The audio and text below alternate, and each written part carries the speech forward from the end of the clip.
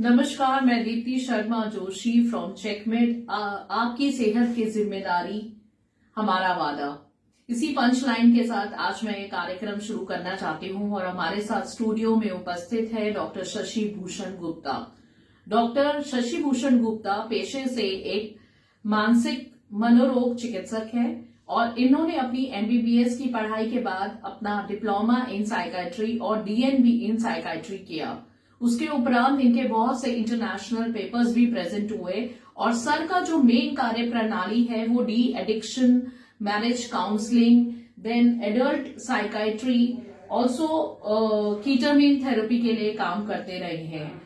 आज हम सर से कुछ ऐसे प्रश्न पूछेंगे जैसे कि डॉक्टर साहब, आपका बहुत बहुत स्वागत है स्टूडियो में हमारे साथ। डॉक्टर साहब से आज हम जानना चाहेंगे कि साइकाइट्री क्या है। जी sir. Thank you for inviting me. Thank you sir, you are welcome.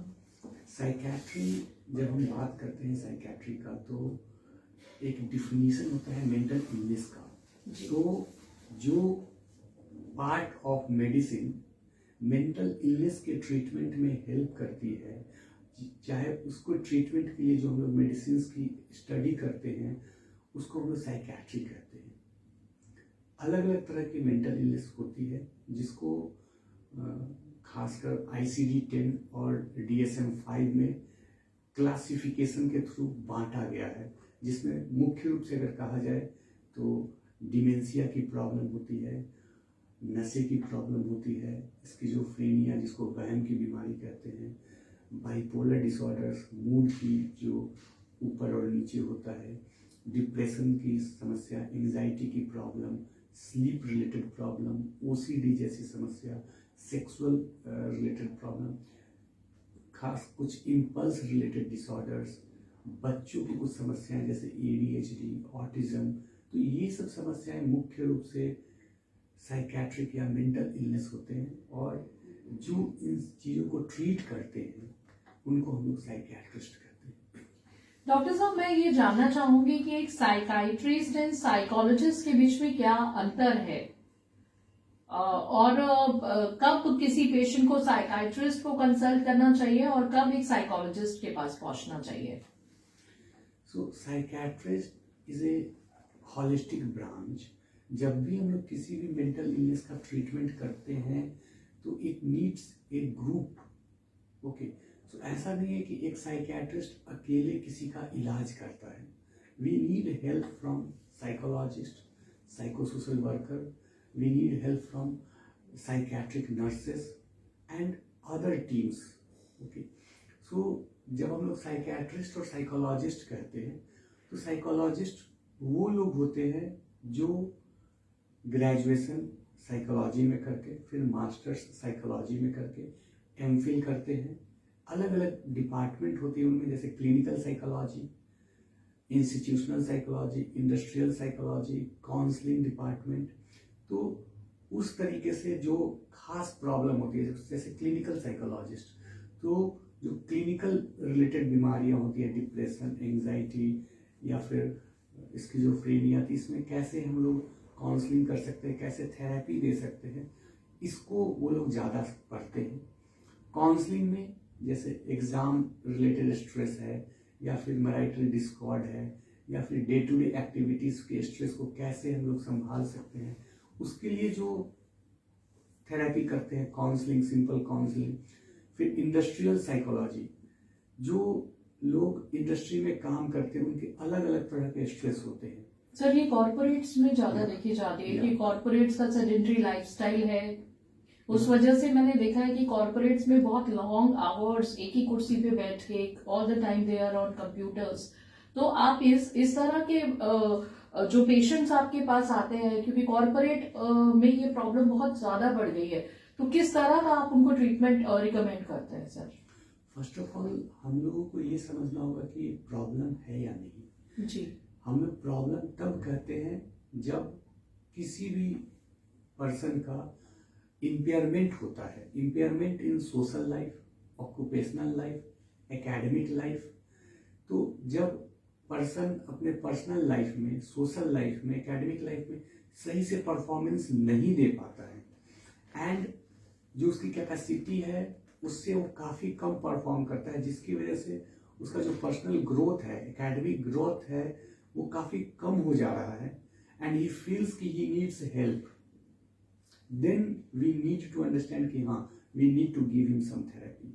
Initially हम लोग कोशिश करते हैं कि काउंसलिंग से, कुछ सीबीटी या फिर सिंपल जो थेरेपीज होते हैं, सपोर्टिव थेरेपी, पॉजिटिव थेरेपी, इस तरह से हम लोग उनको काउंसिल करने का कोशिश करते हैं। जब लगता है कि इम्पेयरमेंट ज़्यादा है एंड थेरेपी अभी काम नहीं करेगी and the person needs to calm down, तब हम लोग मेडिसिन प्रिस्क्राइब करते हैं फॉर इनिशियल फ्यू मंथ्स।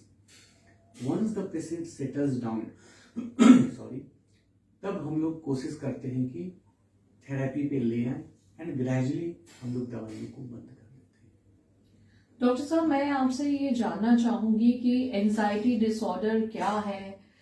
लोग कहते हैं कि हमें एंजाइटी हो रही है, हम हाइपरटेंसिव हैं, हमें बहुत ज्यादा डिप्रेशन जा रहा है। तो ये एंजाइटी और डिप्रेशन ये किस तरह की बीमारी है और ये किस एज ग्रुप में जनरली पाई जाती है? बहुत ही इम्पोर्टेंट सवाल है। एंजाइटी और डिप्रेशन बहुत ही हम लोग कॉमन टर्म्स आज के समय में हो गया है, खासकर पोस्ट कोविड टाइम में। बिकॉज कोविड के समय anxiety and depression were the most common psychiatric illness और प्रॉब्लम्स, और इसको हम लोगों ने देखा भी कि बहुत सारे पेपर पब्लिश हुए थे लॉन्ग कोविड सिंड्रोम के नाम से, जिसमें जो साइकोलॉजिकल प्रॉब्लम जैसे डिप्रेशन है, एंजाइटी, ये बहुत कॉमन था। ठीक है, तो एंजाइटी हम लोग तब कहते हैं जब throughout the day, for most of the days, in last 2 weeks at least, the person is feeling anxious, palpitations हो रहा है, trembling हो रही है, मुंह सूख जा रहा है, बार बार यूरिनेशन हो रहा है, and feeling sweating, feeling on the edge, जैसे लग रहा है कि कुछ गलत हो जाएगा। सर, मैंने ये भी सुना है एंजाइटी जब पेशेंट को होती है तो बार बार उसको मंचिंग करने का मन करता है, कुछ कुछ खाते रहने का दिल करता है, या थोड़ी थोड़ी देर में वो हाथ धोने चले जाते हैं। कुछ इस तरह के बिहेवियरल रिस्पॉन्सेज हम एंजाइटी में देखते हैं। एंजाइटी खासकर एंजाइटी में लोग को लॉस ऑफ एपेटाइट ज्यादा होता है, डिप्रेशन में लोग ज्यादा मंचिंग करते हैं। अच्छा जी। हाँ, डिप्रेशन भी 2 तरह का होता है, एक होता है बायोलॉजिकल डिप्रेशन और एक होता है जिसको हम लोग एटिपिकल डिप्रेशन कहते हैं। वैसे केसेस में मंचिंग ज्यादा होती है।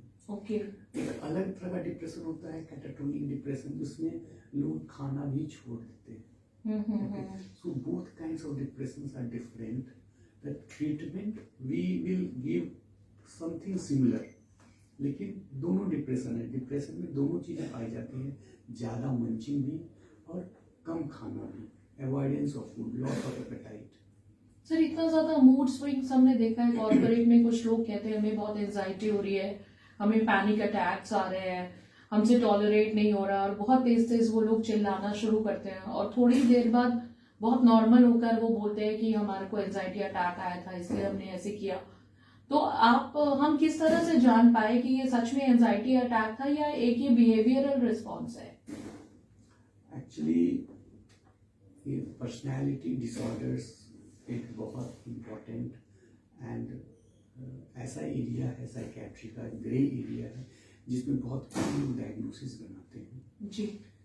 पर्सनालिटी डिसऑर्डर्स में इट इज़ नॉट लाइक कि पर्सन की कुछ बहुत ज़्यादा चेंजेस होते हैं, थोड़ा सा fluctuations from the normal, but that causes impairment in his personal, academic, social and occupational life, but somewhere the person is able to function.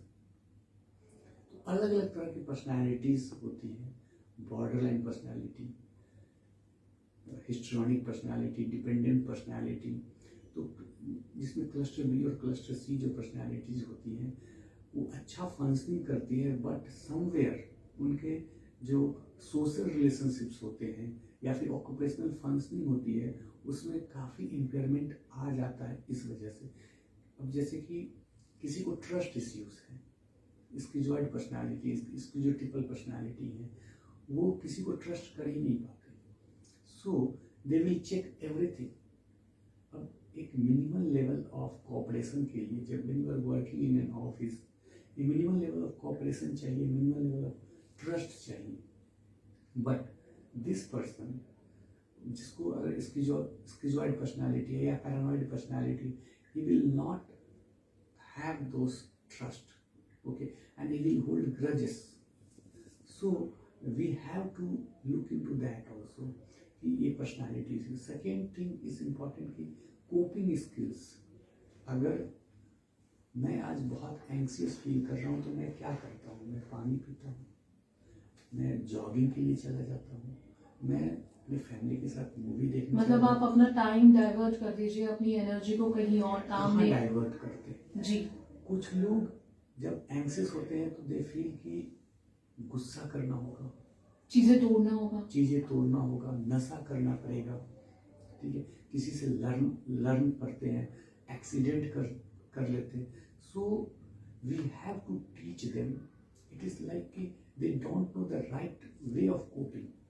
अब जैसे हम लोग किसी से बातचीत कर रहे हैं and I don't know anyone in the group, okay, so अगर मैं उनको जाके बोलूँ hi sir, this is a basic social communication skill. But if someone doesn't know how to say hi in some particular language, he may not initiate the conversation, and that will lead to failure in his occupational life. Okay. So this is a simple skill, saying hi, being a few words that we can use in simple conversation, and that can help us improve too much. Doctor साहब, मैंने देखा है कि constituency wise आप बहुत बड़े hospitals में भी वरिष्ठ मनोचिकित्सक के रूप में कार्य करते हैं. जैसे महाराजा अग्रसेन हॉस्पिटल में भी आपका बहुत बड़ा एक ओपीडी डेज रहता है, हफ्ते में 3 दिन. इसके अलावा आप 50 bedded hospital Saroj multi speciality 100 bedded hospital में भी जाते हैं, और एक छोटे हॉस्पिटल जो कि कम्युनिटी में बंसल ग्लोबल हॉस्पिटल की तरह 50 बेडेड हॉस्पिटल में भी आप कार्यरत है. बहुत टोपोग्राफी में लोग अलग अलग तरह के आपको विजिट करते हैं, और आप स्कूल्स एंड कॉलेजेस में भी कई बार सेशंस ड्रिवन करने के लिए आपको यूनिवर्सिटीज बुलाती हैं मोरल सपोर्ट के लिए अपने स्टूडेंट्स के लिए. तो आप अपने ज्योग्राफिकल वाइज आप देखते हैं कि किस तरह के पेशेंट्स आजकल आज के इस युग में हमें देखने को मिल रहे हैं, और किस तरह की बीमारियां ज्यादा प्रचलन में है.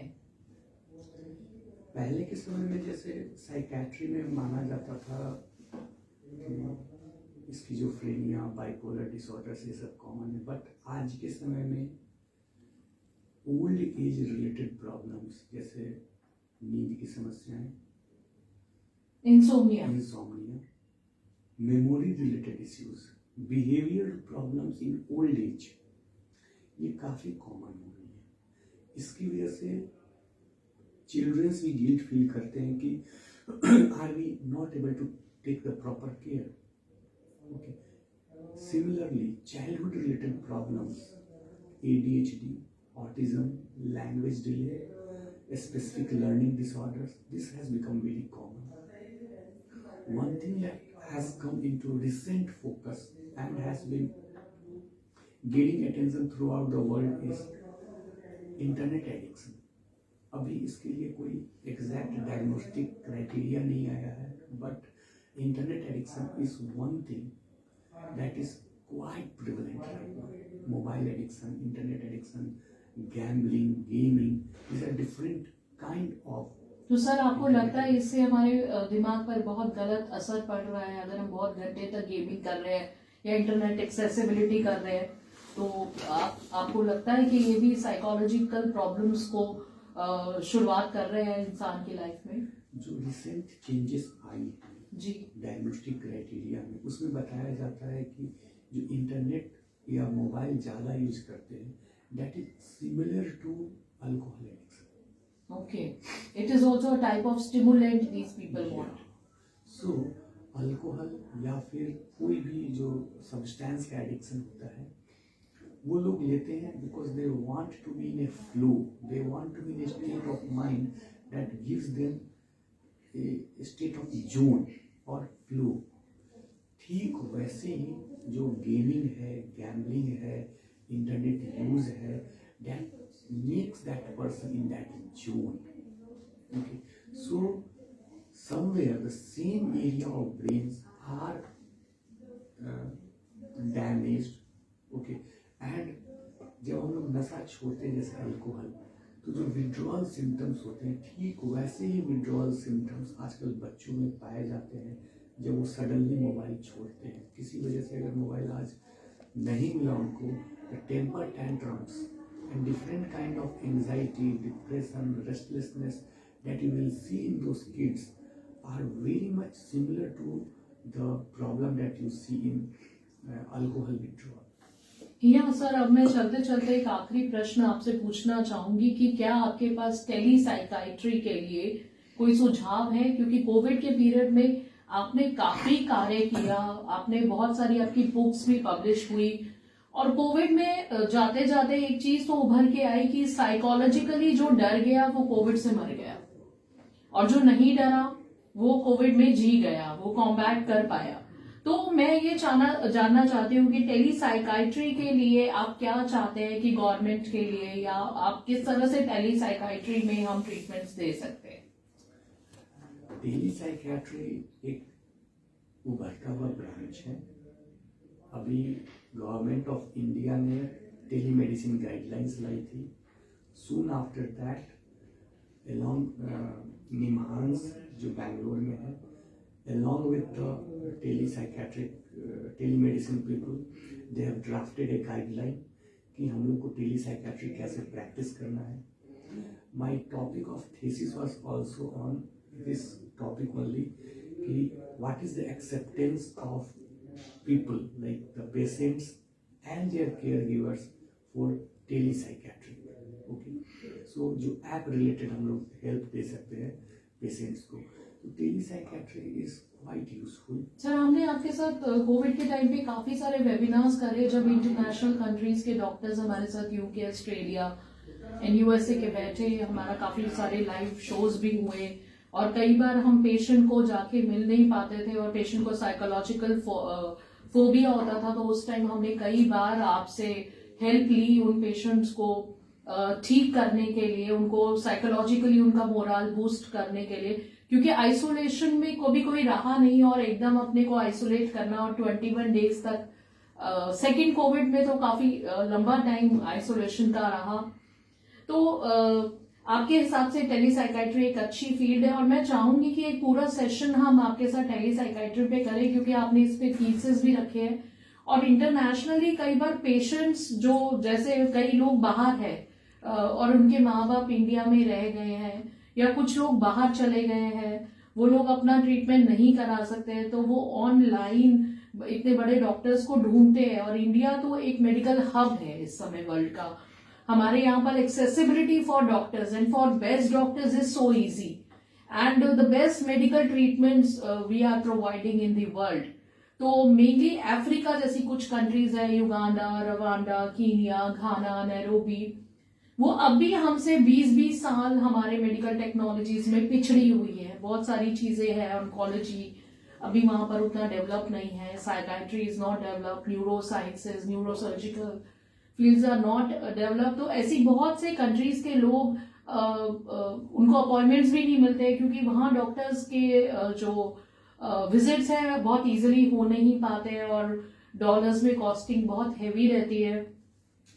तो अगर इस तरह के गरीब कंट्रीज को अगर हम हेल्प करना चाहें, और अगर वो लोग हमसे कुछ सुझाव मांगते हैं, और कई बार फ्री ओपीडीज रन करने के लिए ऑन टेलीमेडिसिन करते हैं, तो आप इसके बारे में क्या कहते हैं? अवेयरनेस के लिए तो आप शुरू से कार्य करते ही रहे हैं।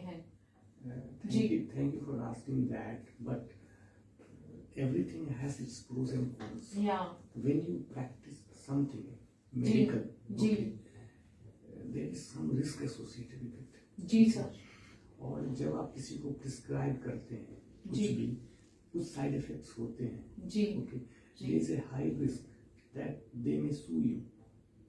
जी, बाहर की कंट्रीज के साथ हमें प्रॉब्लम्स, क्योंकि इंडिया में तो हमारे मोस्टली बड़े बड़े हॉस्पिटल्स में सभी डॉक्टर्स मेडिकल इंश्योरेंस के अंडर आते हैं, और जैसे ऑन्कोलॉजी में हमारे यहाँ पर ट्यूमर बोर्ड्स की मीटिंग चलती है, जहाँ पे surgical oncologist, medical oncologist, radiation oncologist सब मिलके एक पेशेंट का ट्रीटमेंट मोडस ऑपरेंडी जो बनाते हैं, सलाह करने के बाद बहुत तरीके से उस चीज को आगे लिया जा सकता है ताकि कहीं पर भी कोई गलती का स्कोप नहीं हो। But still the thing is, if the consumer wants to go to the court, where will he apply? Will he apply in Ghana or Delhi?